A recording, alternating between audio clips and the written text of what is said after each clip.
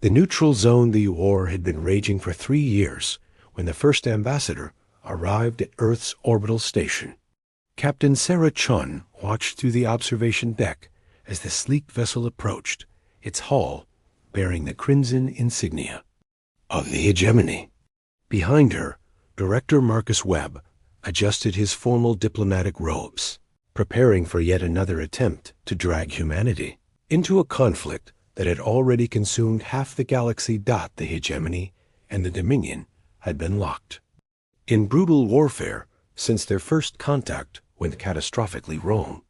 What started as a territorial dispute over mining rights had escalated into a genocidal campaign that left entire star systems as graveyards. Billions had died, and now both sides were desperately seeking new allies to tip the balance. Earth had made its position clear from the beginning. Humanity would remain neutral. The hegemony ambassador, Admiral Kethver, was a towering figure with crystalline skin that reflected light like fractured glass. His species, the Veltar, had evolved on a world of eternal twilight, and their natural armor made them formidable warriors. As he entered the conference room, his forearms gestured in what Sarah had learned was a sign of respect among his people. Director Webb, Captain Chun. Kethver's voice resonated through his translator device.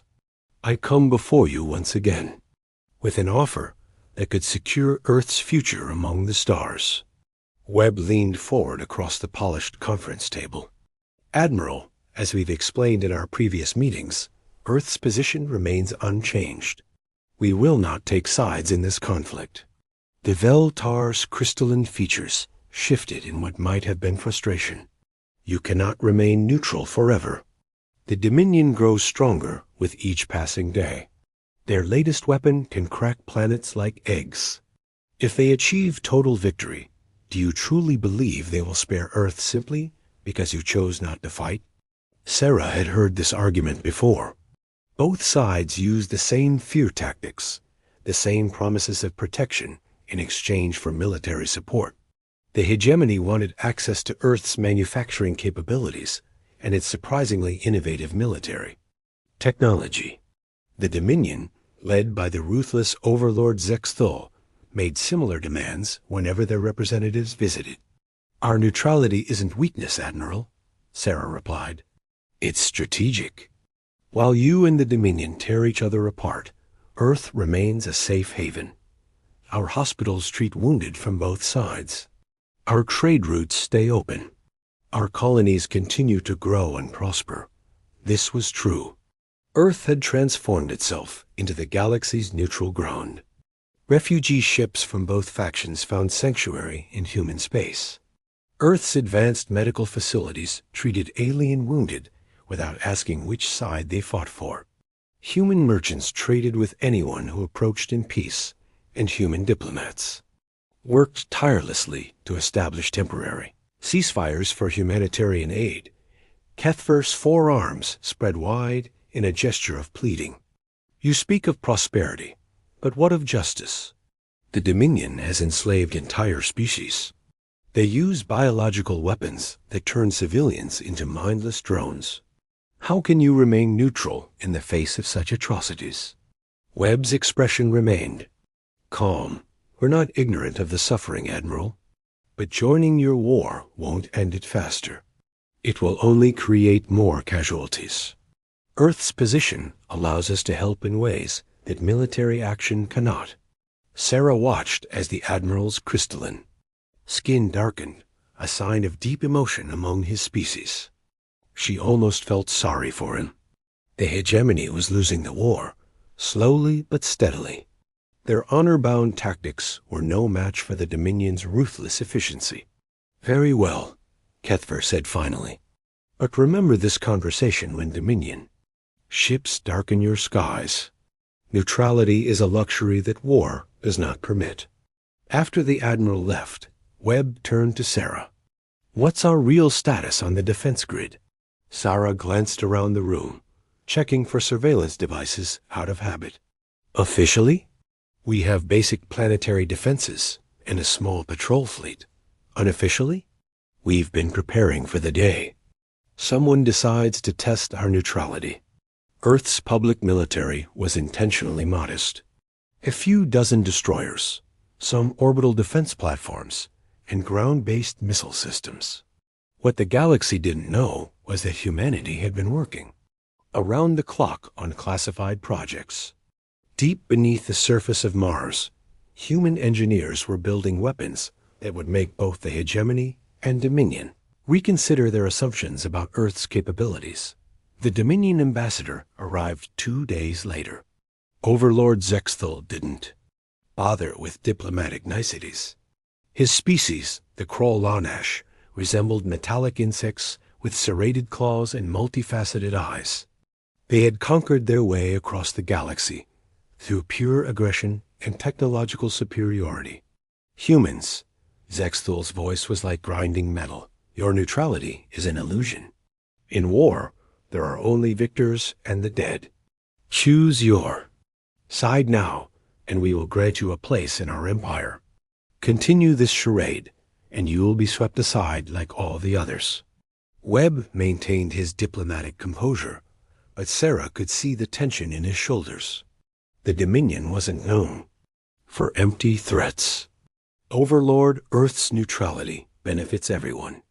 Our medical stations have saved thousands of your wounded. Our trade networks keep essential supplies flowing to your colonies.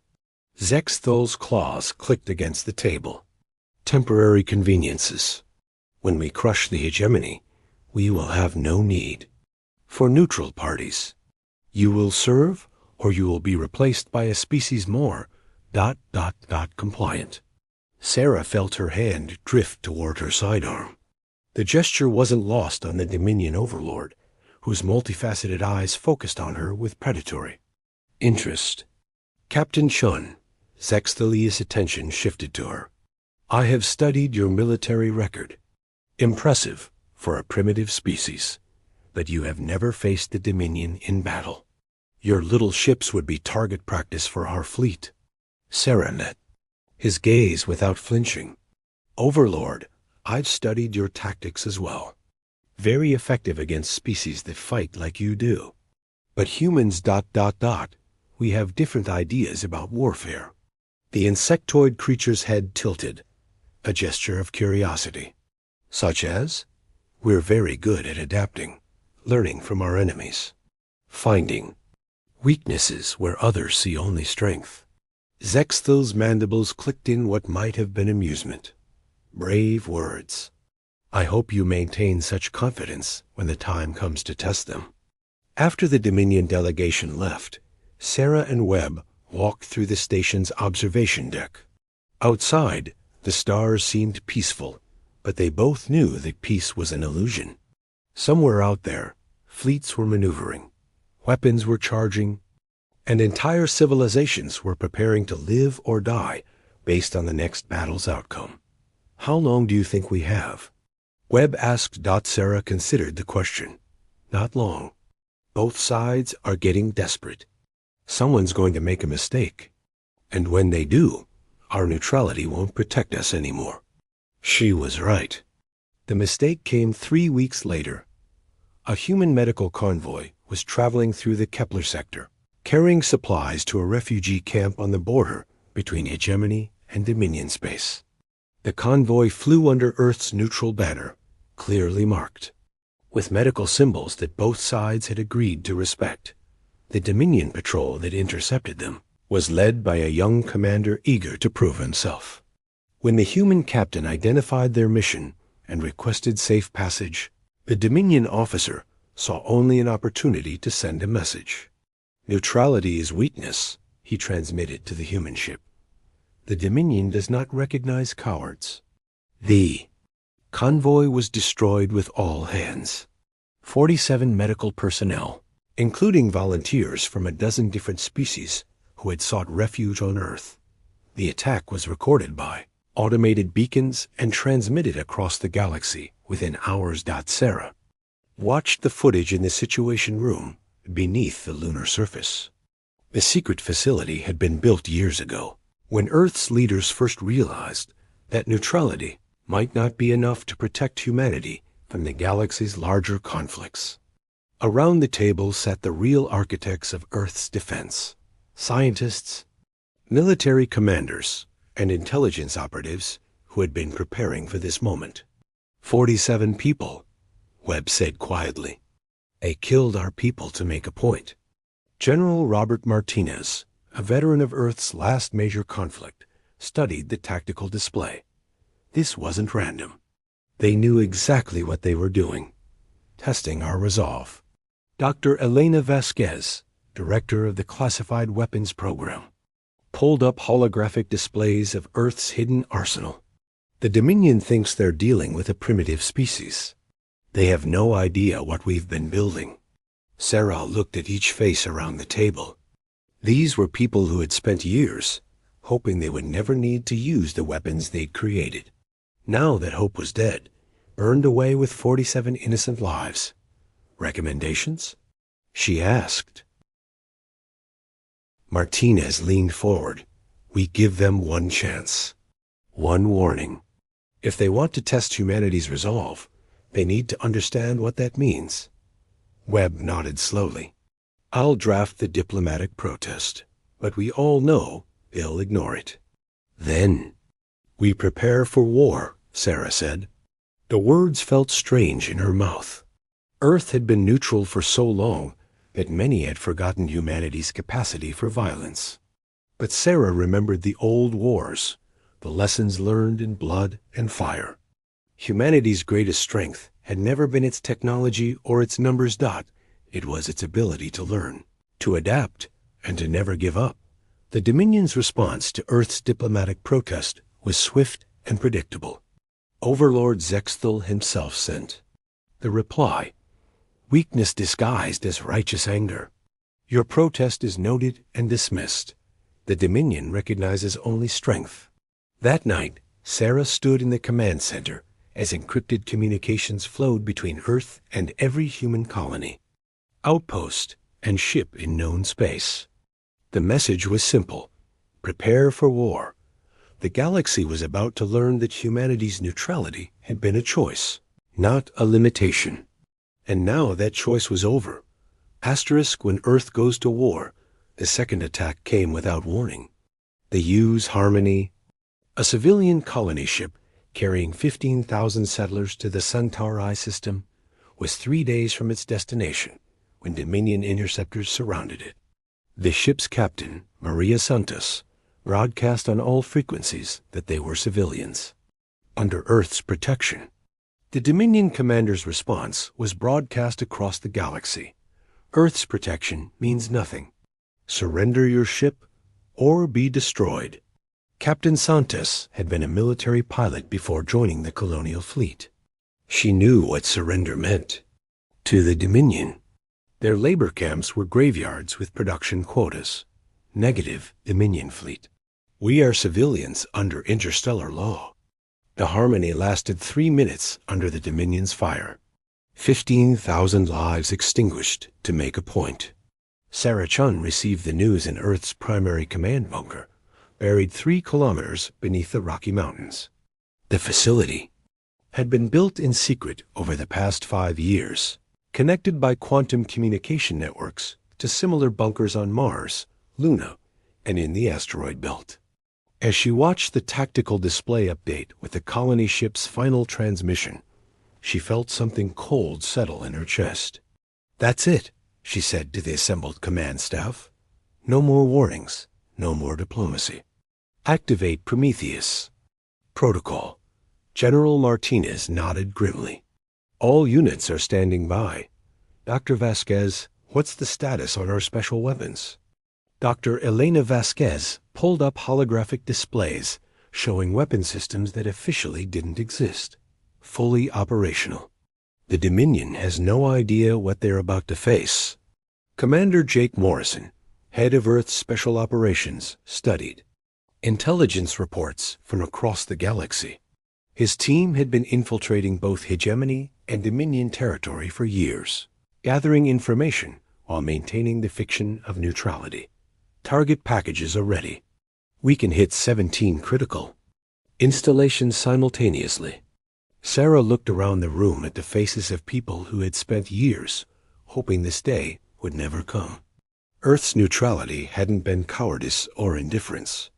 It had been strategic patience, buying time to study the galaxy's major powers and prepare for the day when humanity would need to defend itself. Broadcast the declaration, she ordered. Across the galaxy, on every communication frequency, Director Webb's voice carried Earth's final diplomatic message to all species and governments. For 3 years, Earth has maintained neutrality in the conflict between the hegemony and dominion. We have provided medical aid to both sides, safe passage for refugees, and diplomatic venues for peace negotiations. This neutrality has been repaid with the murder of our medical personnel and the slaughter of our civilians. Effective immediately, Earth declares war on the Dominion Empire. We call upon all free species to stand with us against tyranny. The galaxy's response was immediate. Hegemony Admiral Kethfer transmitted personally. Earth, we stand ready to coordinate our efforts against the common enemy. But Sarah had a different plan.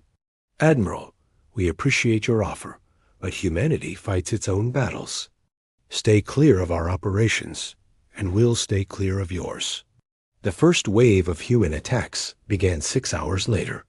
The Dominion had spread, their forces across dozens of star systems, confident that their superior technology and numbers would overwhelm any resistance. They had conquered species with fleets 10 times larger than Earth's public military. What they didn't expect was that Earth's real military had been hidden from galactic view. Strike Force Alpha emerged from hyperspace at the edge of the Vega system, where the Dominion maintained a major shipyard. Commander Morrison's stealth ships had been watching the facility for months, learning its patterns, identifying its weaknesses. Now they struck with precision that left Dominion defenders scrambling. The human ships were smaller than Dominion vessels, but they moved with choreographed efficiency. Stealth technology developed from studying both hegemony and Dominion designs allowed them to appear and disappear at will. Their weapons, based on principles that human scientists had derived from captured alien technology, cut through Dominion. Shields like they weren't there. In 15 minutes, the Vega shipyard was an expanding debris field. Similar attacks struck Dominion facilities across their territory. Not random destruction, but surgical strikes designed to cripple their war. Machine. Supply depots, communication relays, fleet staging areas, all targeted simultaneously by forces that appeared from nowhere and vanished before reinforcements could arrive. Overlord Zexthol watched the reports flood in from his command ship. In the Rigel system, 17 installations destroyed or severely damaged, minimal human casualties, no human ships captured for analysis. It was impossible.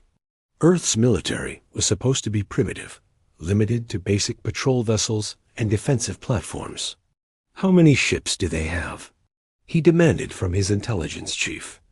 Unknown, Overlord. Our estimates were based on their public fleet registry. These vessels appear to be of entirely different design. Zexthel's claws scraped against his command throne. Then our estimates were wrong. Send the 7th Fleet to Earth. Destroy their homeworld before they can launch more attacks. But the 7th Fleet never reached Earth. 3 days out from Dominion space, they encountered a human battle group that shouldn't have existed. The engagement lasted 4 hours and ended with every Dominion ship destroyed or captured. The human fleet commander, Admiral Patricia Okafor, transmitted a message to the survivors before releasing them in escape pods. Tell your overlord that Earth is no longer neutral. We are at war. The news sent shockwaves through both sides of the galactic conflict. The hegemony had been losing the war for months, their honor-bound tactics proving inadequate against Dominion ruthlessness. Now suddenly, a third faction had emerged with weapons and tactics that neither side understood. Admiral Kethvar contacted Earth directly. Captain Chun, your people's capabilities exceed our previous assessments. The hegemony would be honored to coordinate our strategies against the Dominion. Sarah's response was broadcast openly. Admiral, we appreciate your offer, but Earth has learned that alliances in this war come with prices we're not willing to pay. We'll fight the Dominion. Our way, the human way, as it turned out, was unlike anything the galaxy had seen before. Traditional space warfare involved massive fleets meeting in open battle, trading fire until one side retreated or was destroyed. Humans fought differently. They struck from unexpected angles, used the environment as a weapon, and turned enemy strengths into weaknesses. When Dominion forces tried to retaliate against human colonies, they found empty space where settlements should have been. Earth's evacuation protocols had moved civilian populations to hidden facilities and asteroid belts and planetary rings. When the Dominion finally located these refuges and attacked, they discovered that the defenseless installations were actually weapon platforms that had been waiting for them. Dr. Vasquez's research had produced weapons that exploited fundamental principles of physics in ways that neither the hegemony nor Dominion had considered. Gravity bombs that created localized black holes, quantum disruptors that made enemy ships forget how to hold together, biological agents that were harmless to most species but deadly to Krallanash physiology. But humanity's greatest weapon wasn't technology. It was adaptability. Every Dominion tactic was studied, analyzed, and countered. When they used stealth technology, humans developed better sensors. When they employed quantum shields, humans created weapons that ignored quantum physics entirely. When they tried to attack Earth's supply lines, they found that humans had already abandoned traditional logistics in favor of self-sufficient mobile fleets. 6 months after the Harmony's destruction, the strategic situation had completely changed. The Dominion, which had been on the verge of total victory, found themselves fighting a two-front war against an enemy they couldn't predict or defeat. Their forces were scattered, their logistics disrupted, their command structure in chaos. Overlord Zexthol's final message to Earth was transmitted from the bridge of his flagship as human forces closed in around him. You were supposed to be primitive, weak. How did you become so strong? Sarah answered personally, we were never weak, Overlord. We were just waiting for someone to give us a reason to fight. The Dominion surrendered 3 days later, but the war's end brought new challenges. A hegemony grateful for Earth's intervention offered humanity a place as equal partners in galactic governance. Other species, freed from Dominion oppression, looked to Earth for leadership and protection. Sarah stood in the same observation deck where this had all begun, watching as diplomatic ships from across the galaxy approached Earth's orbital stations.